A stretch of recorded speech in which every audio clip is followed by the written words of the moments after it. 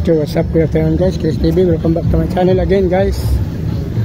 Guys, katatapos na ng ulan. Nag-try ako ulit dito magbinta ng aking mga fish guys dito sa Valenzuela. Kaso nga umulan. 3 PM na ako umalis ng bahay. So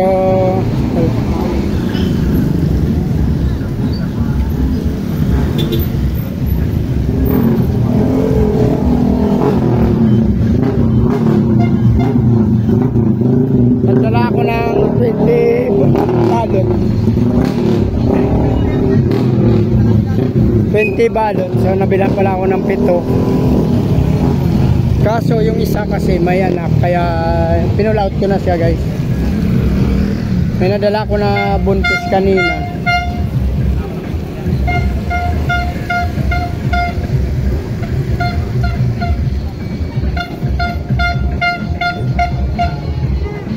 December ano ngayon guys, December 31. Yung dala ko kaninang isa kasi buntis.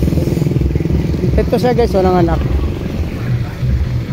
Nagkaroon ng fry kaya pinulat ko dun sa display kanina kasi since mga iba kasi wala pa silang pagkain ng para sa fry. So saka hirap pa. Sayang kasi at kawawa din ang fish mamamatay. Hindi ko na alam guys kasi medyo madilim na kasi nga katatapos lang umulan. Pero may fry po dyan, 3 piraso ako nakikita yan oh. Kung makikita nyo may fry siya kaya hindi ko na siya binenta. Kasi baka mamatay lang din sa bibili. So hindi pa sila sanay. Meron naman iba sanay talaga. Pero kung makaipagkain sila na malalaki, kailangan nilang durugin. Kasi hindi naman kaya lulukin ng fry after 4 days. Pwede na ito siyang kumain eh. So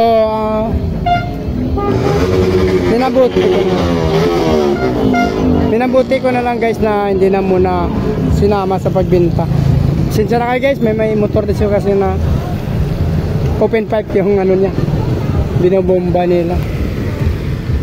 So wag na muna natin ibinta to. So iuwi na lang natin kaysa magka-problema pa. Kasi kawawa naman kung hindi lang din marunong bumili nito at mamamatay lang din.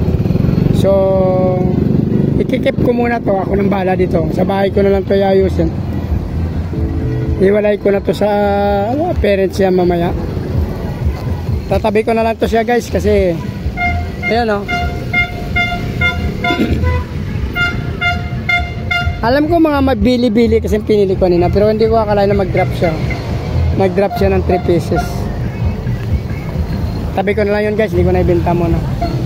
Marami pa naman akong binibenta.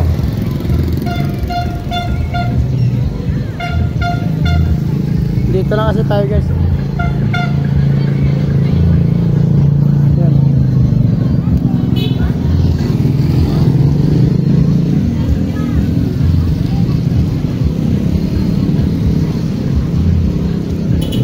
20 pieces, 2, 4, 6, 8, 10, 12, 13. So 13, pito pala nabili. 12 yung naiwan, yung isa na tinago kasi may fry. Yan na lang guys.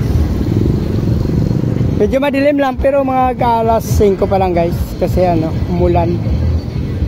Kaya makulimlim.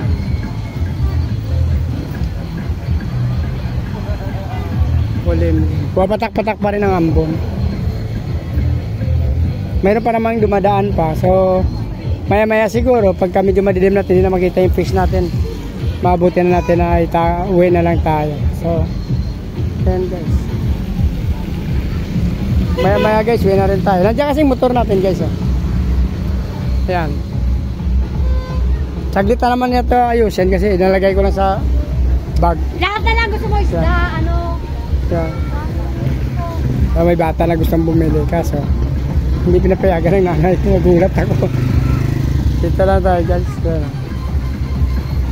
Gusto mo may na bata yung nanay. Sinsya na kayo guys. Please like, follow, subscribe na lang guys. Hindi pa nakasubscribe, sama nyo na yung notification bell guys para updated kayo sa mga video na in-upload natin araw-araw. Dito na lang guys. Maya maya ano na December 31 maya puto ka na guys. Advance Happy New Year. Mabuhay kayo guys hanggang gusto nyo. Maraming salamat. Bye bye.